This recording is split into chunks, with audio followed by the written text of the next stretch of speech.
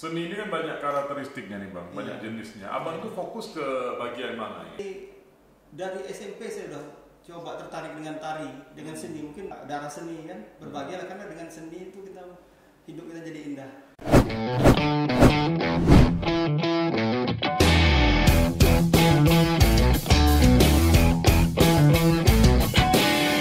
Selamat datang di dunia nyata karena ini bukan mimpi. Bang Angga!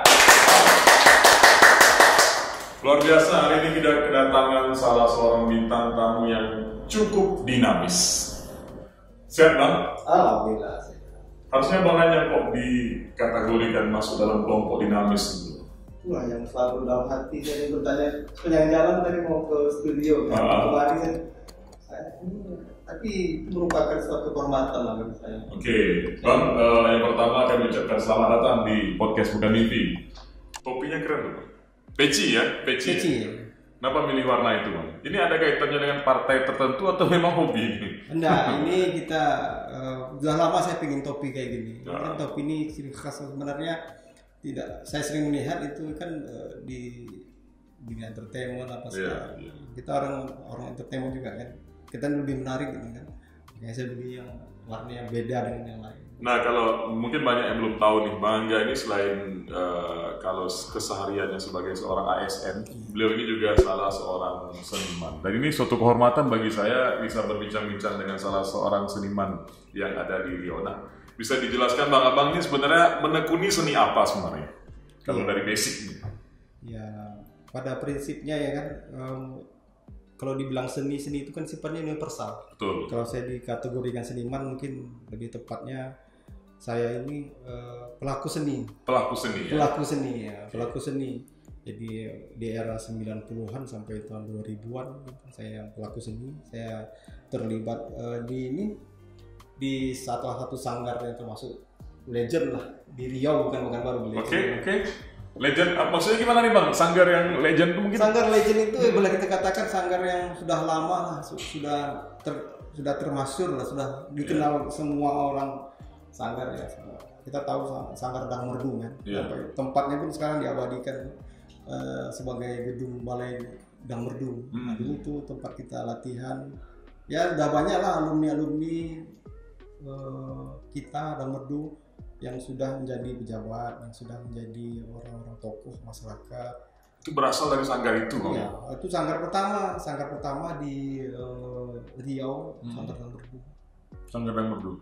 Nah itu mungkin asal muasal sanggar ini Abang bisa cerita ke kita bagaimana supaya masyarakat sedikit tahu. Ya, asal muasal kita, saya mungkin tidak banyak cerita karena saya mungkin di pertengahan masuk ke situ di era pertengahan dari sanggar ini dari 90 sampai tahun 2000-an gitu. Jadi sanggar ini berdiri dari tahun 1960-an lagi. Oh, tahun 60-an. Iya. Artinya ini sanggar tua sebenarnya. Sanggar boleh dibilang sanggar inilah sanggar sesepuh.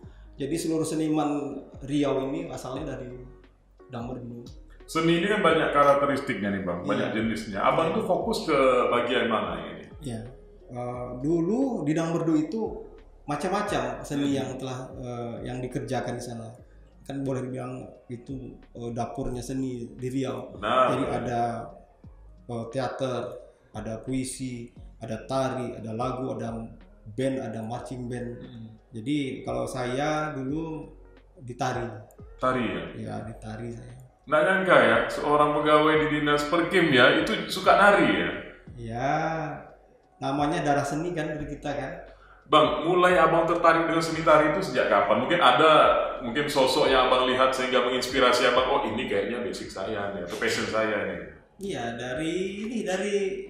dari SMP saya udah coba tertarik dengan tari, dengan seni. Mungkin dari orang tua mungkin ada seni ya, dari keluarga juga seni. Kita ikut aja mengalir. Kan seni itu anugerah bagi betul. Bagi kita tuh azazi yang paling hakiki bagi kita. Artinya ketika kita melakukan itu kita happy Bang ya. Kita happy. Passion kita ya. Passion kita mengikuti saja. Jadi setiap orang tuh nggak dipaksakan. Betul. Jadi berbahagialah kita yang punya nilai ataupun punya darah seni kan. Berbahagialah karena dengan seni itu hidup kita jadi indah. Di sini kami pernah membahas soal seni itu dengan Bang Yaya. Mungkin Abang kenal Bang Yaya, Sekretaris Dinas Pariwisata kita. Jadi beliau bilang seni itu yang meliputi seluruh unsur kehidupan, bahkan berpikir pun seni. Dan beliau mengaku seorang seniman tanpa karya.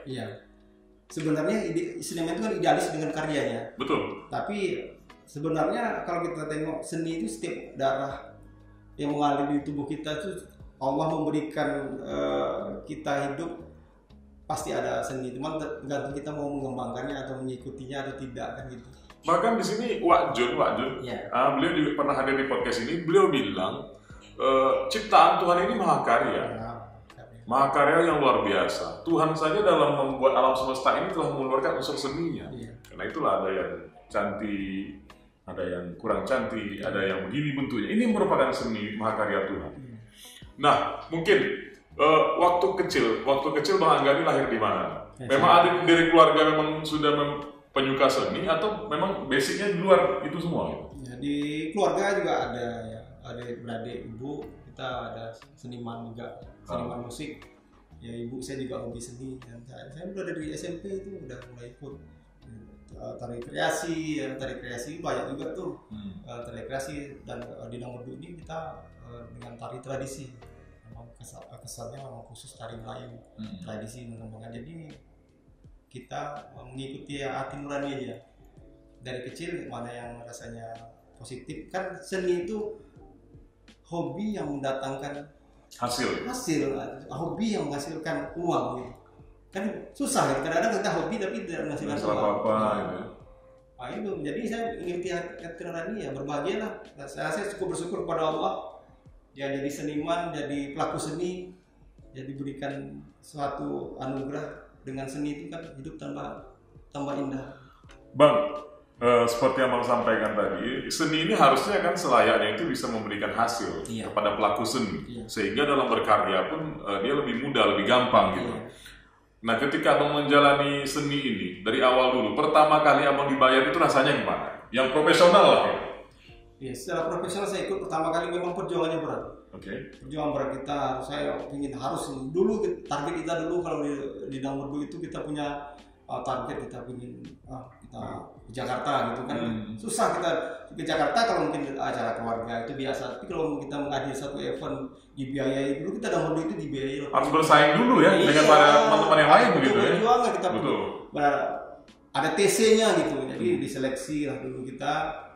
Pagi, siang, malah saya kadang tidur di situ dulu. Namanya di Dangmerdu itu ada teater arena. Itu posisinya di mana, Bang? Di kawasan MTQ sekarang atau di Balai Dangmerdu? Oh, Balai Dangmerdu. Oh, yang sekarang jadi gedung Bang Riau. Iya, sudah dulu ada gedung Dangmerdunya. Di samping itu teater arena, itulah bengkel, boleh dibilang dapurnya. Jadi setiap seniman Riau pasti tahu, pasti dia sudah berkarya di situ. Seniman besar di Riau ini semuanya pasti tahu teater arena di mana. Jadi saya di situ TC, kita kalau mau ke Jakarta sampai malam, kadang malam karena udah tengah malam sampai takut pulang ya tidur di situ.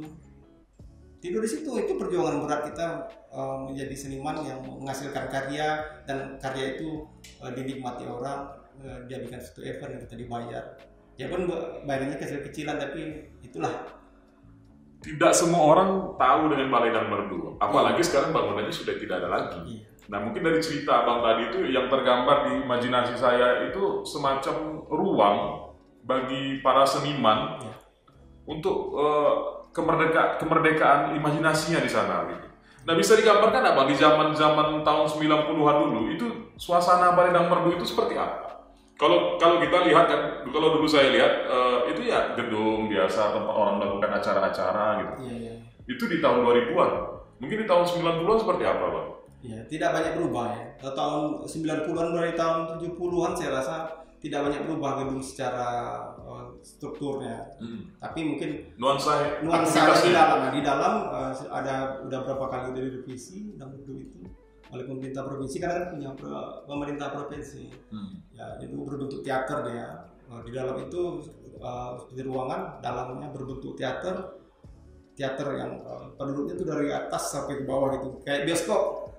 Dulu gitu dulu. Di setting begitu Bang? Iya, ada. Jadi setiap persembahan, setiap acara, apa saja yang acara kesenian yang ada di Riau ini ditampilkan di situ. Dan itu kalau dangmerdu udah tampil di dangmerdu berarti udah kelasnya udah bagus lah gitu, udah bisa dijual gitu.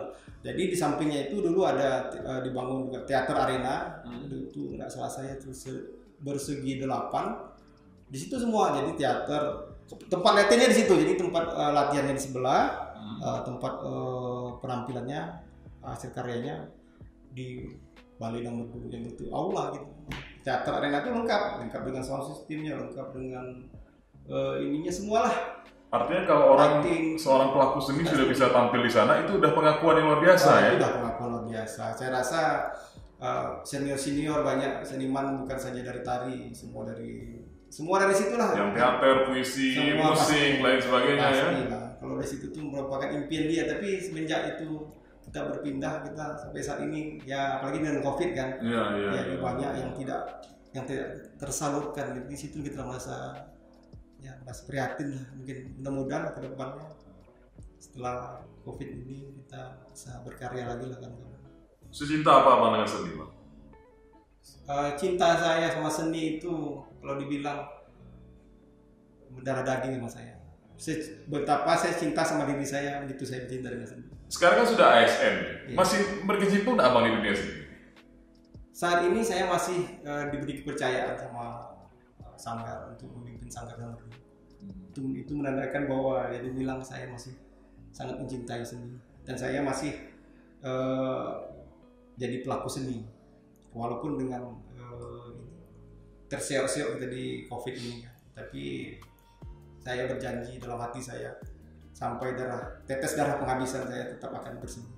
Dan akan mempertahankan seni. Ada suatu anggapan yang mengatakan bahwasanya seni atau para pekerja seni yang tidak terlalu profesional, yang semi profesional, yang indie begitu, ini bukanlah suatu suatu pilihan yang tepat untuk dijalani. Karena mereka dianggap golongan-golongan yang menengah ke bawah dan yang tidak memiliki tujuan, sehingga larinya ke seni, sehingga hidupnya di seni. Nah, Abang sendiri sebagai pelaku seni, kita disclaimer dulu, ini tidak semua anggapan, tapi ada beberapa anggapan yang begitu. Seniman terlihat urakan, seniman terlihat kurang mapan dan lain sebagainya. Apa benar Bang, kalau orang menekuni seni itu biasanya cenderungnya larinya ke situ gitu? Sementara kita lihat dari Bang Angga sendiri kan berbeda. Ya, kalau kita lihat kan, seni itu kan idealis orang. Biasanya kebanyakan orang seni itu idealis dengan karya dia, idealis dengan apa-apa saja yang berada di luar kemampuan berpikir dia. Tapi sebenarnya kita banyak lihat semua seniman itu banyak juga yang berhasil.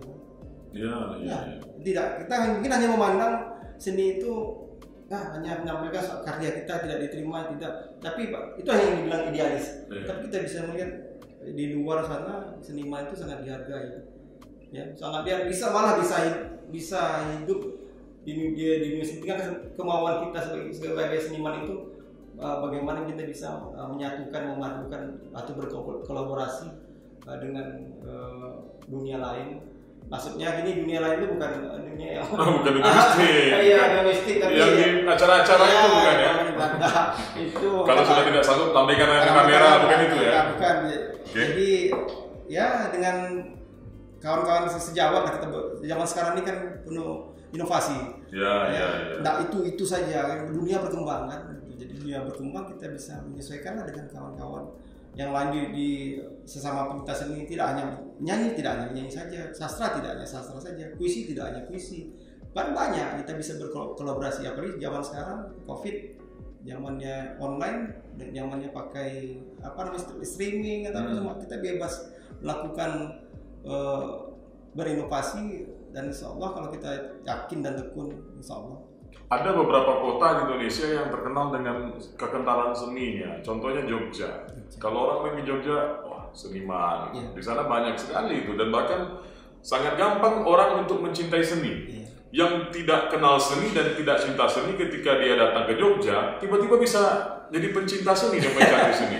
Begitu juga ke Bandung. Di Riau apa nggak bisa yang begitu, Bang? Bahkan kita sendiri yang memang dasarnya kita dikayakan seni dan budaya orang Riau tidak sedikit.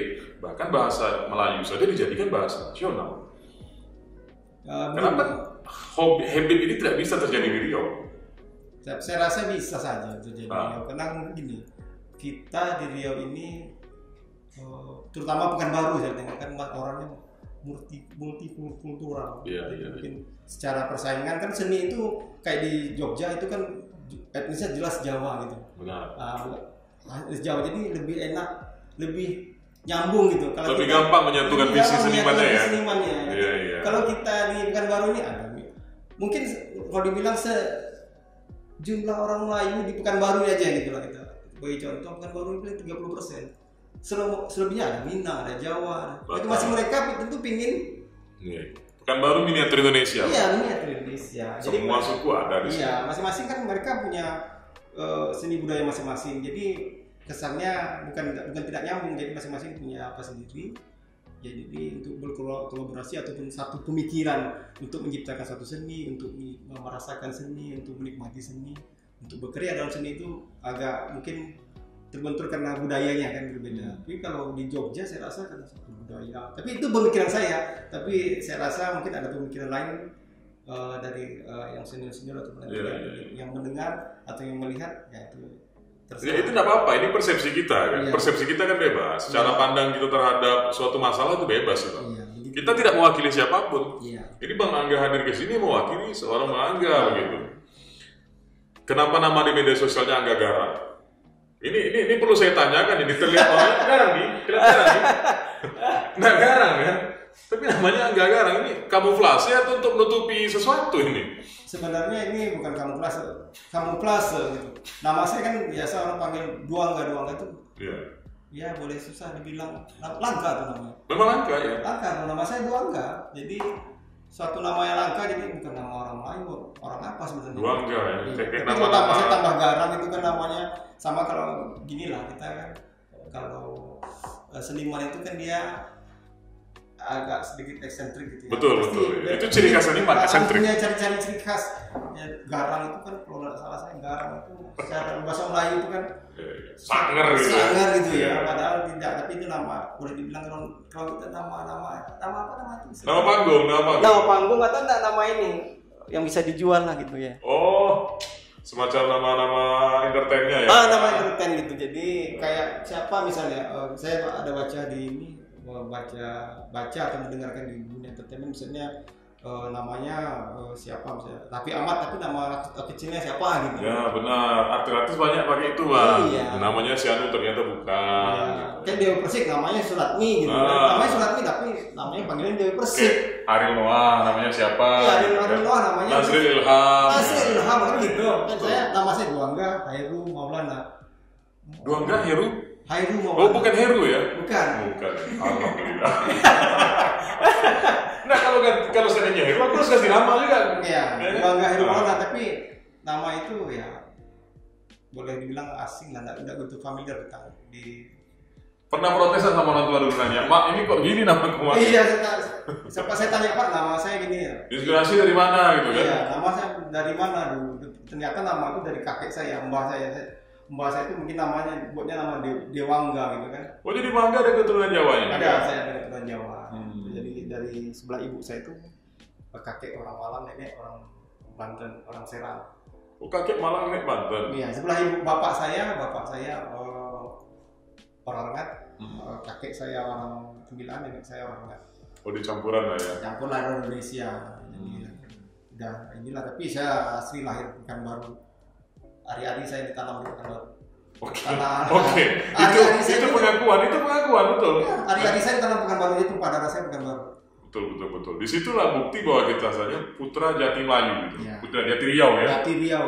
Bang, selama Bang melaksanakan kegiatan seni, Bang, sebagai seorang pelaku seni, apa momen yang paling berkesan sampai saat ini? Dan mungkin itu tidak akan pernah bisa Bang lupakan. Entah penampilan di mana, entah apa gitu ya. Mungkin itu menjadi apa ya, semacam prestasi tersendiri lah dalam diri, walaupun tak ada pengakuan dari siapapun, minimal inilah aku gitu. Iya, bagi saya pribadi, setiap penampilan itu momen bagi saya. Itu yang sangat berkesan. Jadi setiap penampilan, setiap apa saja momen, itulah penampilan yang paling berkesan. Karena apa? Seni itu dia dinamis.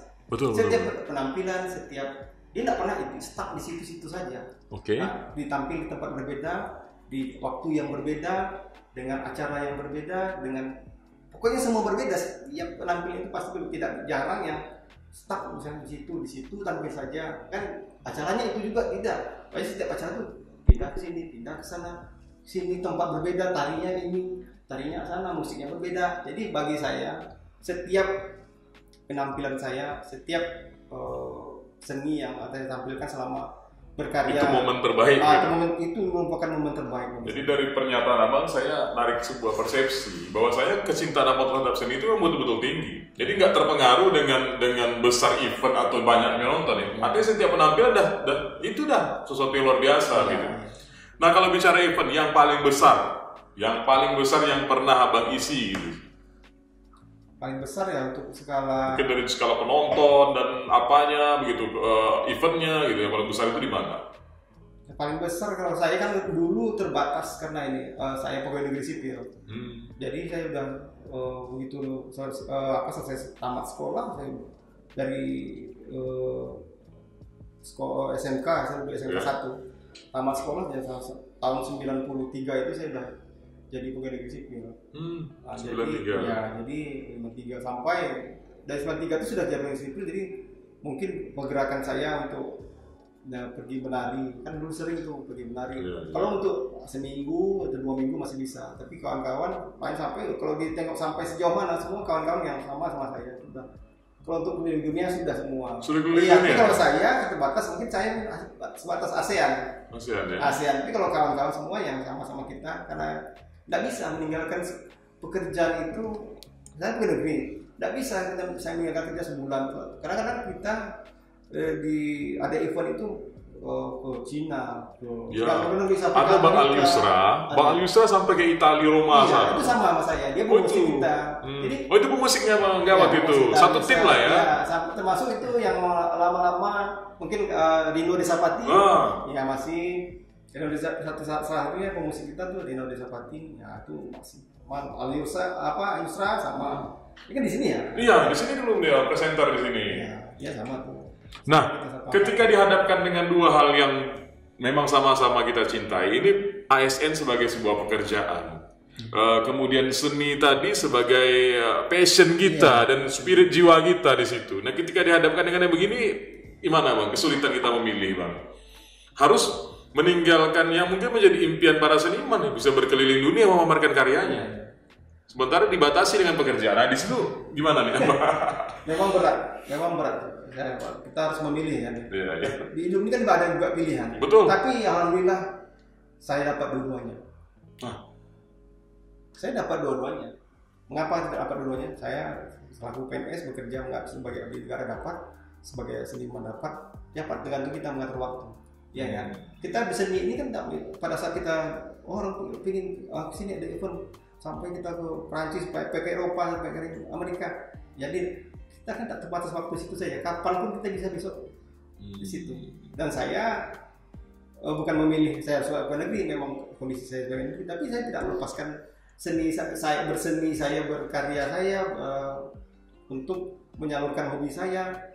Jadi kan itu tersalur. Ada sumpah seorang pegawai negeri ya, menjalankan tugas dengan baik ya. Kita tidak bisa mengkhianati sumpah itu ya, betul. Kita secara abdi negara saya dapat, sebagai passion saya dapat. Jadi kapan pun bisa, masih banyak lagi. Selagi kita masih sehat, masih hidup, masih bisa kita berkarya, masih bisa kapan saja insya Allah kita masih diberi kesempatan, ya kan?